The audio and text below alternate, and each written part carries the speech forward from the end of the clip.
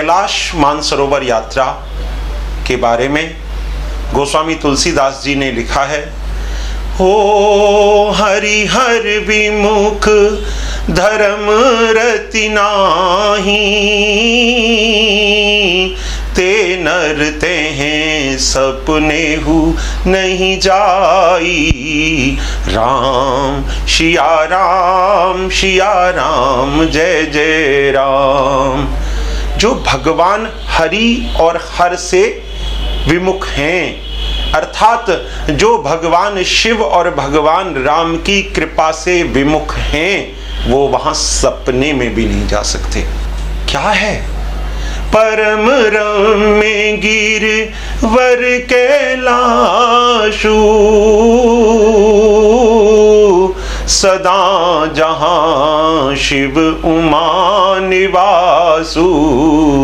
राम शिया राम जय जय राम।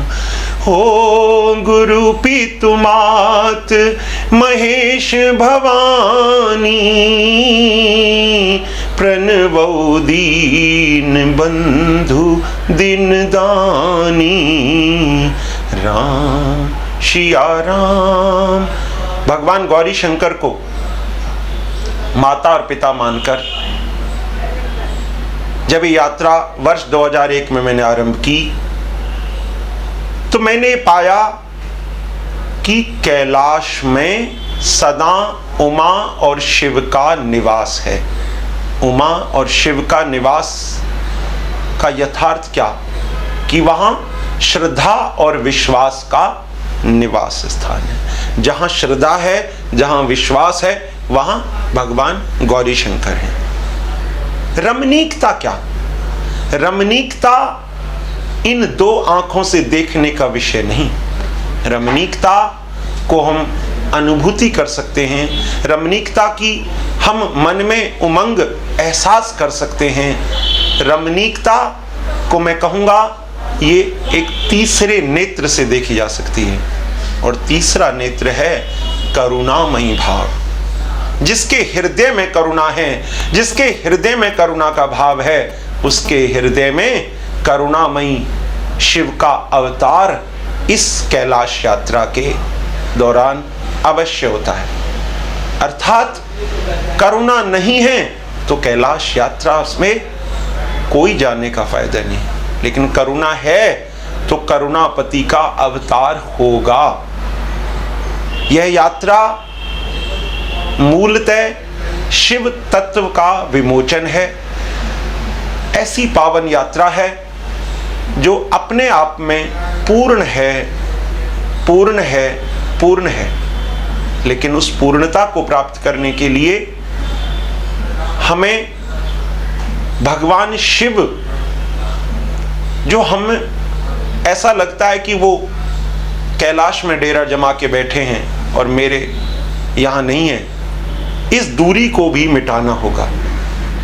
मैं कैलाश यात्रा को 27 दिन में पूरी कर पाया, लेकिन कैलाश यात्रा के महत्व को 14 वर्ष में समझ पाया। मूलतः कैलाश यात्रा देह से देवत्व की एक अलौकिक यात्रा है, जो इस मानव देह को देवत्व की ओर ले जाती, जो इस मनुष्य को मानवता का पाठ पढ़ाती, जो किसी पथिक को देवालय में एक देव के रूप में स्थापित करती है। लेकिन कब? जब सबसे सर्वप्रथम हम ये जान लें, कैलाश में जाने से पूर्व भगवान शिव और हमारा तारतम्य, भगवान शिव और हमारी निकटता कितनी नजदीक है। कर्पूर गौरम करुणावतारम संसार सारम भुजगेंद्रहारम सदा वसंतम हृदयारविंदे भवम भवानी सहितं नमामि, भवम भवानी सहितं नमामि, भवम भवानी सहितं नमामि। अर्थात अब इसका विमोचन यदि हम इस करें, कर्पूर गौरम करुणावतारम, हे शिव, जो मेरे चेहरे पर कपूर जैसी चमक है वो तुम हो। इसका वैज्ञानिक आधार क्या है? मेरे चेहरे पर एक चमक है, लेकिन यदि अभी मेरी मृत्यु हो जाए तो ये चमक तुरंत समाप्त हो जाती है, क्योंकि शिव निकल गया तो शव रह गया। तो मेरे अंदर की चमक कौन है? शिव। कैसी चमक? कर्पूर की तरह, कपूर की तरह जो चमकीली चमक है। हे शिव, वो तुम हो। और मैं तो तुम्हें सोच रहा था मेरे से बहुत दूर हो, लेकिन मेरे हृदय में सदा वसंतम, मेरे हृदय में आप सदा बसते हैं। मेरे नहीं, हर एक के हृदय में बसते हैं। ओम नमः शिवाय। भगवान आशुतोष देवादिदेव महादेव कैलाशपति की असीम अनुकंपा और प्रेरणा और सद्गुरुदेव की कृपा का यह प्रसाद जो हम आप शिव भक्तों को प्रस्तुत कर रहे हैं, वस्तुतः शिव तत्व से साक्षात्कार इसलिए है क्योंकि इस यात्रा में कई क्षण ऐसे आते हैं, कैलाश और मानसरोवर की यात्रा में, कि जब ऐसे लगता था या ऐसे लगा हमें कि संभवतः अब हम यहाँ नहीं बचेंगे। कहीं घनघोर बारिश थी, कहीं घनघोर जंगल था, कहीं बहुत ऊंची पहाड़ियों पर हमें चढ़ना था, और चढ़ते चढ़ते ऐसा लग रहा था कि संभवतः जीवन भी शायद नहीं बच पाएगा। उसी क्षण, उसी पल कैलाशपति ने एक स्पर्श से, एक हवा के झोंके से हमारे को सहलाया और इस यात्रा को ऐसे ही पूरा करवाया। यदि हम गहराई से मनन करें तो शिव और शक्ति का मिलन इस यात्रा में होता है, और यही शिव तत्व है कि कौन सी वो शक्ति थी जब मेरी नाव डूबने जा रही थी, मेरी नाव को किनारा नहीं मिल रहा था, और उस नाव को तुम किनारे ही नहीं लाए, पूरी तरीके से सुरक्षित भी ले आए। इस यात्रा में चाहे जीवन पथ की यात्रा हो अथवा आध्यात्मिक पथ की यात्रा, यह कैलाश यात्रा हो, हमें शिव की शक्ति से साक्षात्कार होता है। अर्थात शिव और उनकी शक्ति, इनका दोनों का हम अलग अलग रूप देखते हैं। जब हम शिव को सच्चे दिल से आगे बढ़ते हुए आगे जाते हैं, और बीच बीच में जो कठिनाई और प्रतिकूल परिस्थितियों में एक शक्ति हमारे साथ आती है, वही शिव शक्ति है, वही शिव की शक्ति है, वही शिव तत्व है, और वही शिव और शक्ति का मिलन है, जो कि इस यात्रा में पूर्णतः हमें देखने को मिलता है। एक और मैं निजी अनुभव इसमें सुनाना चाहता हूं कि क्यों इस यात्रा, इस ऑडियो विजन की प्रेरणा मुझे सद्गुरुदेव भगवान ने दी।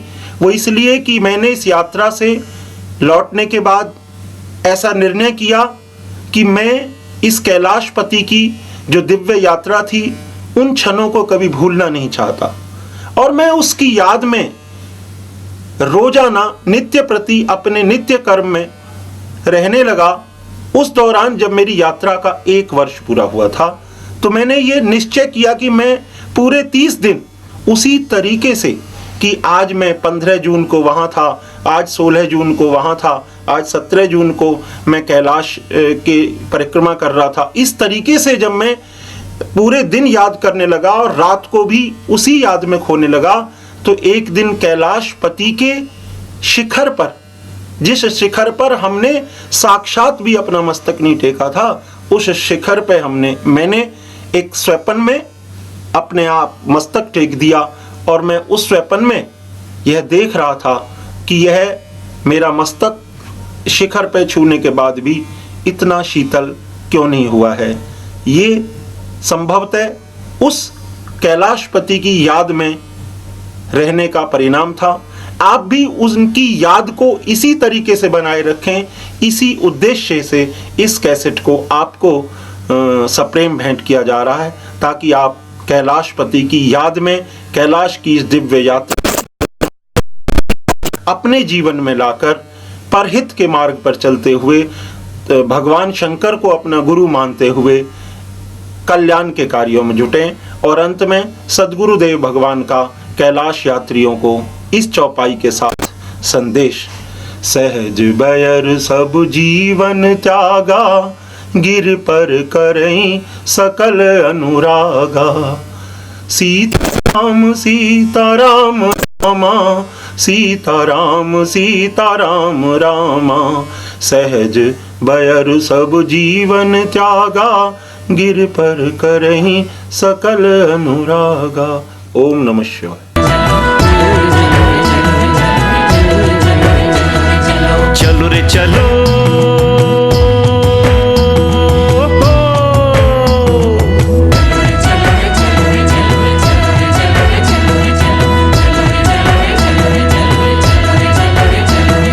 चलो रे चलो, मान सरोवर कैलाश यात्रा। अरे चलो रे चलो, मान सरोवर कैलाश यात्रा। कलयुग में कष्ट निवारे कैलाश यात्रा, पावन है